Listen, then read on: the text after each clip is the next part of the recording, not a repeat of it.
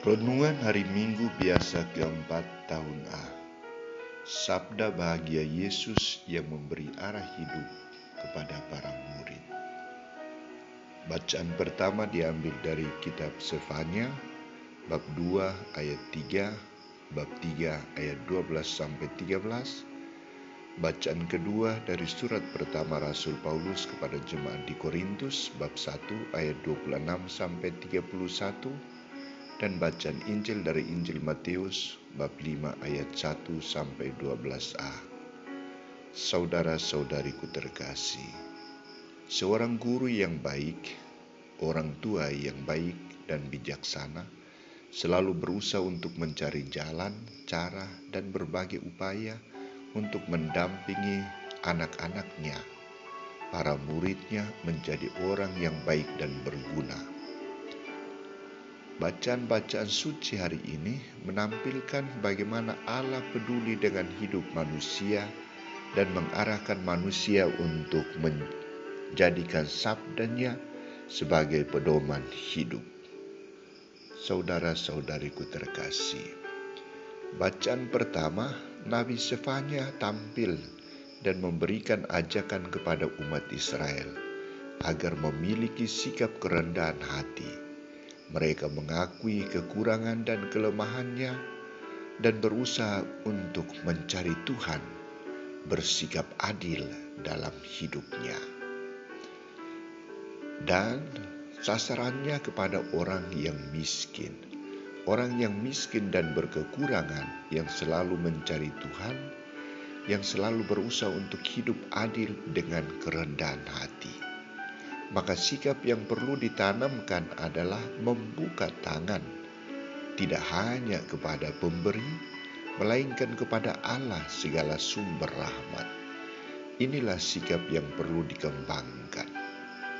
Saudara-saudariku terkasih, lebih lanjut dalam Injil hari ini, Matius menampilkan pembukaan khotbah Yesus di bukit. Pembukaan khotbah Yesus di bukit dikenal dengan nama Sabda Bahagia.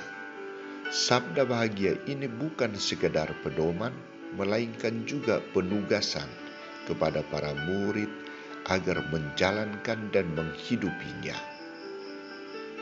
Tugas tanggung jawab yang diserahkan kepada para murid tidak berhenti pada dirinya sendiri, melainkan mereka harus meneruskannya kepada orang lain, mewartakan, membagikannya.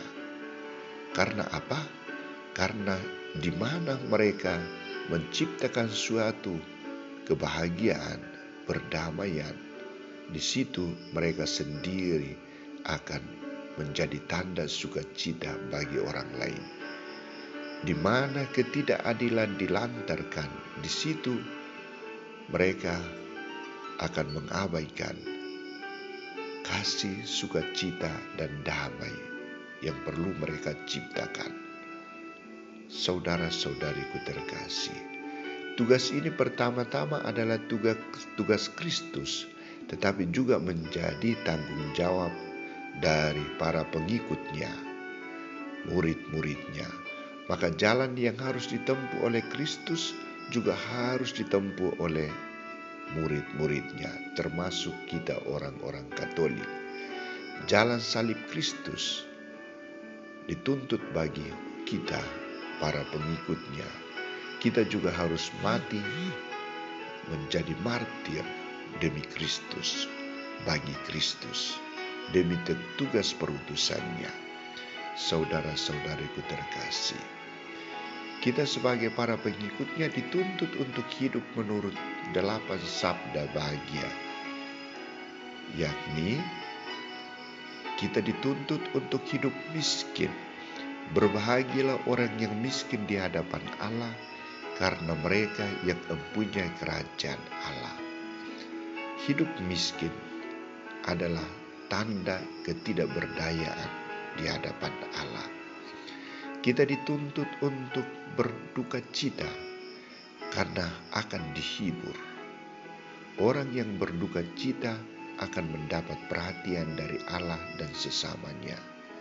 Kita dituntut untuk memiliki sikap lemah lembut, karena karena akan memiliki bumi. Orang yang lemah lembut akan memiliki bumi, akan memiliki sahabat, akan memiliki kerajaan Allah. Berbahagialah orang yang lapar dan haus akan kebenaran, karena mereka akan dipuaskan. Berbahagialah orang yang murah hatinya, karena akan memperoleh kemurahan hati. Orang yang lapar, orang yang murah hati akan mendapat pertolongan dari Allah, akan memiliki sikap solidaritas dengan sesamanya.